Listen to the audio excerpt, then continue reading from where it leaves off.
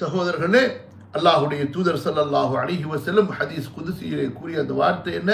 அஅதத்து லிஇபாதியஸ் ஸாலிஹீன், என்னுடைய நல்லடியார்களுக்காக நான் ஏற்பாடு செய்து வைத்திருக்கிறேன். எதை?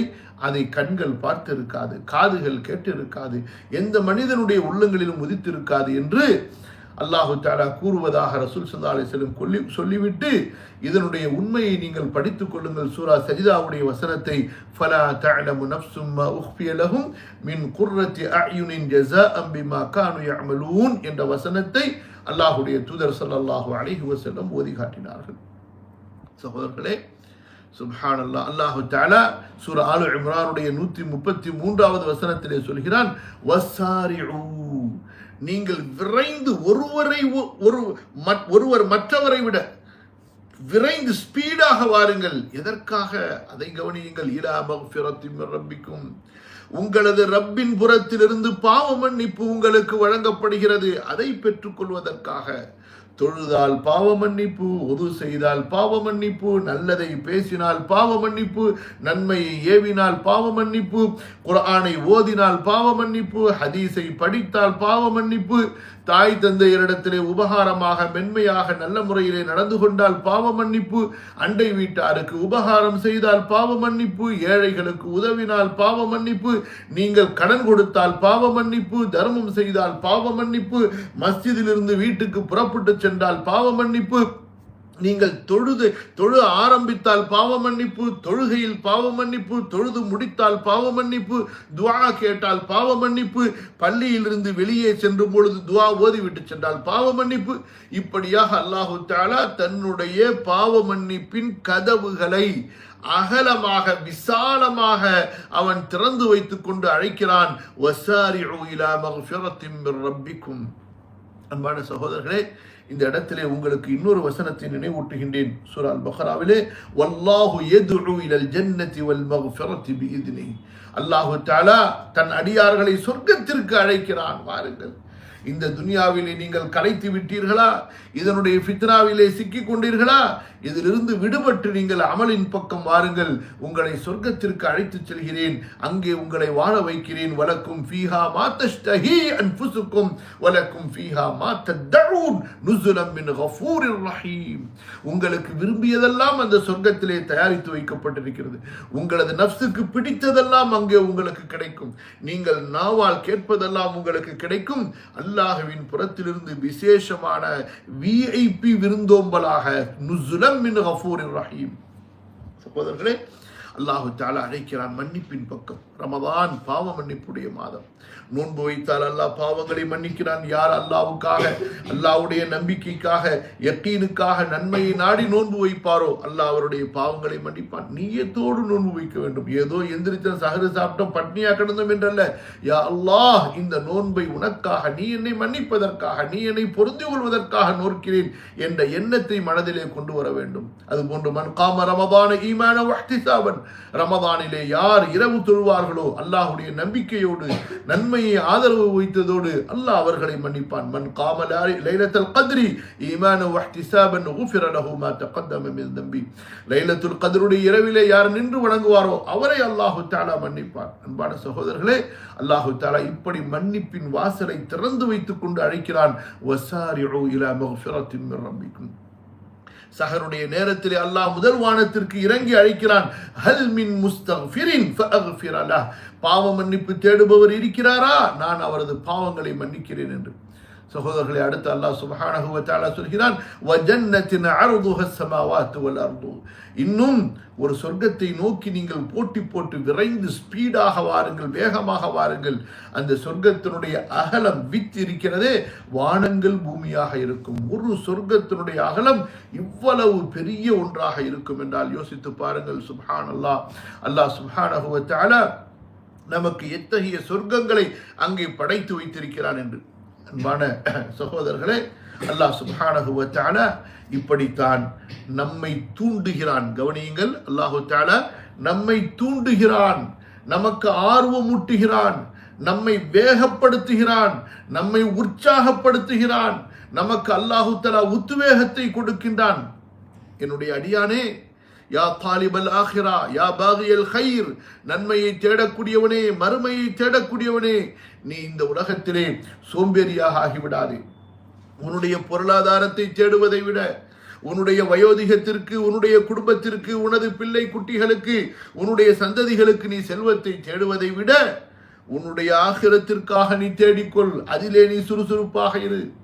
துன்யாவிலே சோம்பேறியாக இருப்பதால், கவனிங்க, துன்யாவிலே சோம்பேறியாக இருப்பதால் நஷ்டம் என்றால் அந்த நஷ்டம் முடியக்கூடிய நஷ்டம், நீங்கிவிடக்கூடிய நஷ்டம். அந்த நஷ்டம் நிலையான நஷ்டம் அல்ல.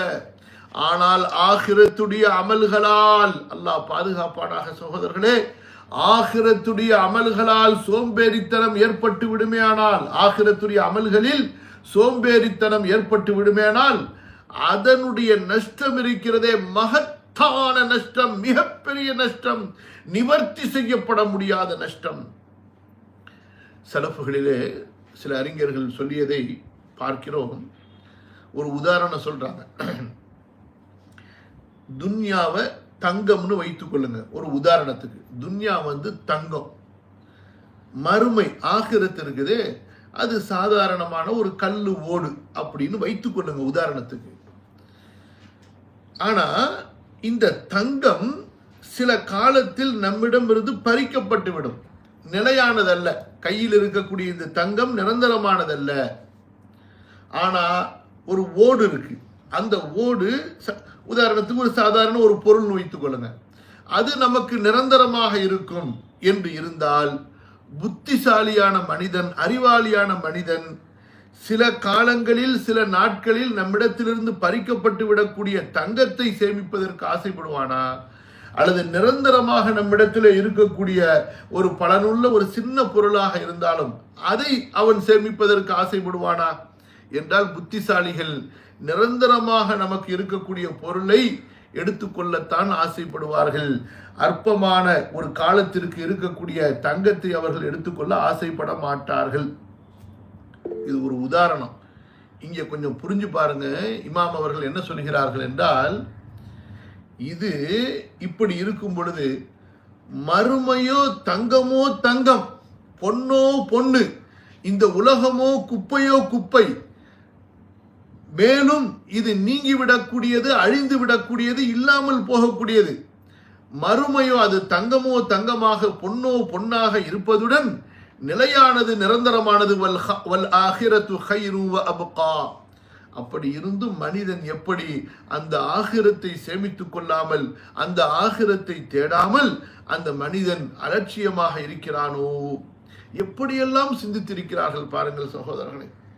அடுத்த அன்பான சகோதரர்களே, அல்லாஹ் சுப்ஹானஹு வ தஆலா அவனுடைய கண்ணியத்திற்குரிய வேதம் அல் குர்ஆனிலே சூரா அல் முஃமினூன் உடைய 57 61 வசனம் வரை இறை தூதர்களை அல்லாஹ் சொல்கிறான், நல்லவர்களை அல்லாஹ் சொல்கிறான். யார் யார் தங்களது இந்த உலக வாழ்க்கையை மறுமைக்காக ஆக்கி கொண்டார்களோ. வாழ்க்கை 2 விதமாக இருக்கிறது. உலகத்தை உலகத்துக்காக வாழ்வது, அது குஃபார்களுடைய வாழ்க்கை, முனாஃபிக்குகளுடைய வாழ்க்கை, முஷ்ரிக்குகளுடைய வாழ்க்கை. மூமின்களுடைய வாழ்க்கை என்ன தெரியுமா? உலகத்தை மறுமைக்காக வாழ்வது. குஃபார்கள் உலகத்தை விற்று உலகத்தை சம்பாதிப்பார்கள், மறுமையை விற்று உலகத்தை சம்பாதிப்பார்கள். முஃமின்கள் உலகத்தை விற்று அவர்கள் ஆகிரத்தை சம்பாதிப்பார்கள். அல்லாஹ் அக்பர். முஃமின்கள் யார்? ஆகிரத்தை சம்பாதிப்பார்கள். எதை கொடுத்து? இந்த உலகத்தை கொடுத்து. அல்லாஹ் சொல்கிறான் அல்லவா, இந்த உலகத்தை ஆகிரத்துக்காக வேண்டி தன்னைத்தானே விலை பேசக்கூடியவர்களும் என்னுடைய நல்லடியார்களில் இருக்கிறார்கள் என்று அல்லாஹு தஆலா அந்த நல்லவர்களை பற்றி சொல்லும் பொழுது அவர்களுக்கு அல்லாஹுடைய பயம் மேலோங்கி இருக்கும் என்று சொல்கிறான். அல்லாஹ்வுடைய நடுக்கத்தில் இருப்பார்கள், அல்லாஹ்வுடைய வசனங்களை நம்பிக்கை கொள்வார்கள், அல்லாஹ்வுக்கு இணை வைக்க மாட்டார்கள், அவர்கள் தான தர்மங்கள் செய்வார்கள். பயந்தவர்களாக இந்த தர்மங்கள் ஏற்றுக்கொள்ளப்பட வேண்டுமே, இதிலே பெருமை வந்துவிடக்கூடாது, முகஸ்துதி வந்துவிடக்கூடாது என்று பயந்து தான தர்மங்கள் செய்வார்கள்.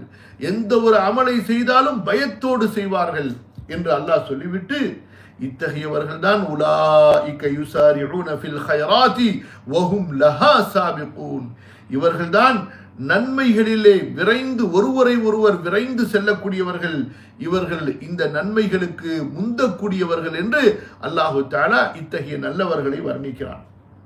அதுபோன்று கண்ணியத்திற்குரிய சகோதரர்களே, அல்லாஹ் சுப்ஹானஹு வ தஆலா சூரா அல் ஹதீதுடைய ஒரு வசனத்திலே சொல்கிறான், வஸாபிகு இலா மக்ஃபிரத்தின் மின் ரப்பிக்கும் வ ஜன்னத்தின் அர்துஹா ஸமாவாத்து வல் அர்த். சாபிகு, நீங்கள் ஒருவரை ஒருவர் முந்த பாருங்கள், ஒருவரை ஒருவர் முந்த பாருங்கள். இலா மக்ஃபிரத்தின் மின் ரப்பிக்கும், உங்களுடைய ரப்புடைய பாவ மன்னிப்பை நோக்கி, அல்லாஹ்வுடைய அந்த சொர்க்கத்தை நோக்கி என்று. கண்ணியத்திற்குரிய அல்லாஹ்வின் அடியார்களே, இப்படி ஏராளமான குர்ஆன் வசனங்களை பார்க்கிறோம். அந்த வசனங்கள் நமக்கு மறுமையை நினைவூட்டுகின்றன, ஆகிரத்தின் மீது ஆர்வத்தை நமக்கு ஏற்படுத்துகின்றன, நம்முடைய மறதியை போக்குகின்றன, நம்முடைய அலட்சியத்தை நம்மிடத்திலிருந்து தூரமாக்குகின்றன. இன்று நமக்கு இருக்கக்கூடிய பிரச்சனை என்ன? மௌத்தை மறந்து விடுகிறோம். சிறியவர்கள் மட்டுமல்ல, வாலிபர்கள் மட்டுமல்ல, வயோதிகர்களாக ஆகிவிட்ட நாம் மரணத்தை மறந்து விடுகிறோம். ஏதோ நிரந்தரமாக இருப்பவர்களை போன்று இந்த துன்யாவுக்காக பிளானிங் செய்து கொண்டிருக்கிறோம், டைம் டேபிள் போட்டு கொண்டிருக்கிறோம். நம்முடைய மரணம் நம்முடைய வாசலிலே நின்று கொண்டு நம்மை எதிர்பார்த்து கொண்டிருப்பதை நாம் மறந்து விடுகிறோம். கபருடைய அந்த நெருக்கடியை மறந்து விடுகிறோம், கபருடைய குழியை மறந்து விடுகிறோம். நம்முடைய கையால் நம்முடைய நண்பர்களை அடக்கம் செய்திருக்கிறோம், நம்முடைய பெற்றோர்களை அடக்கம் செய்திருக்கலாம், நம்முடைய மூதாதைகளை அடக்கம் செய்திருக்கலாம். எத்தனையோ நமக்கு அறிமுகமான தெரியாத நம்முடைய முஹல்லாவாசிகளை நாம் அடக்கம் செய்திருக்கலாம். அந்த குழியில் தானே நாமும் வைக்கப்படுவோம். அந்த நிலைக்கு நாம் தள்ளப்படுவோமே, நமது ஆடைகள் கழட்டப்படுமே, நாம் குளிப்பாட்டப்படுவோமே, சந்தூக்கிலே பெட்டியிலே வைத்து சுமக்கப்படுவோமே. இதையெல்லாம் நினைத்து பார்க்க வேண்டாமா? நாளை மறுமையில் அல்லாஹ்விற்கு முன்னால் நிறுத்தப்படுவோமே. அல்லாஹ் நம்மிடத்தில் கேட்பானே, யாரும் துணைக்கு வரமாட்டார்களே, யாரும் பரிந்து பேச வரமாட்டார்களே. வத்தகு யௌமல் லா தஜ்ஸி நஃப்ஸுன் அன் நஃப்ஸின் ஷைஆ வலா யுக்பலு மின்ஹா ஷஃபாஅத்துன் வலா யுக்ஹது மின்ஹா அத்லுன் வலா ஹும் யுன்ஸரூன். தப்பிப்பதற்கான வழி இருக்காது, பரிந்துரை இருக்காது, உதவக்கூடியவர்கள் இருக்க மாட்டார்கள், நஷ்ட ஈடு கொடுக்க முடியாது, எங்கிருந்தும் உதவி வராது அல்லாஹ்வுடைய உதவியை தவிர, அல்லாஹ் உதவி செய்தால் தவிர. அல்லாஹு தஆலா எப்படியெல்லாம் நமக்கு பயமுறுத்துகிறான். வஅன்ஃபிகு மின் قبل أن يأتي يوم وأنفقوا من قبل أن يأتي يوم لا بيع فيه ولا خلة ولا شفاعة والكافرون هم الظالمون. நட்புகள் வராத, பரிந்துரைகள் பலனளிக்காத, அந்த வியாபாரங்கள் கொடுக்கல் வாங்கல் இல்லாத, இதை கொடுத்து அதை வாங்கலாம் என்று அங்கே இருக்காது. அப்படிப்பட்ட நாள் வருவதற்கு முன்பாக தான தர்மங்களை செய்து கொள்ளுங்கள் என்று அல்லாஹ் எச்சரிக்கை செய்கிறான்.